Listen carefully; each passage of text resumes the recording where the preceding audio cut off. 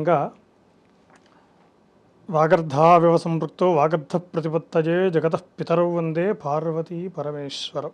సాధారణంగా ఈ ఆచారము అనేది చాలా విశేషమైనటువంటిది అని మన మన మన ధర్మంలో మనం దాన్ని వ్యవహరిస్తూ ఉంటాం. ప్రతి దాంట్లోనూ ఆచారము అని ఆ మాట మాత్రం అంటూ ఉంటాం, వినిపిస్తూ ఉంటుంది.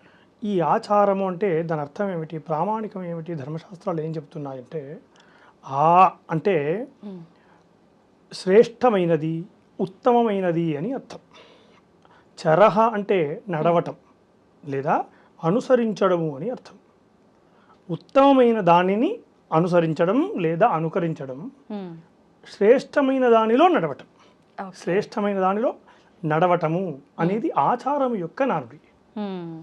ఈ ఆచారము అందుకే గురువును తన దగ్గరికి వచ్చినటువంటి విద్యార్థులకు ఏం చెప్తాడు, తను ఏదైతే ఉత్తమమైనటువంటి ధర్మ మార్గం ఉందో తాను ఆచరిస్తూ తన శిష్యులకు ఆచరింపజేస్తాడు.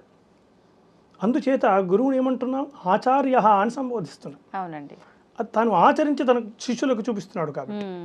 అందుకే ధర్మశాస్త్రాలు ఏం చెప్తున్నాయి, యద్యాచరతి శ్రేష్ఠ తత్తదేవ ఇతరో జనాః అని ధర్మశాస్త్రాలు అంటున్నాయి. అంటే ఏమిటి, శ్రేష్ఠులైన వాళ్ళు ఏది చేస్తారో ప్రజలంతా దాన్ని అనుసరిస్తారు.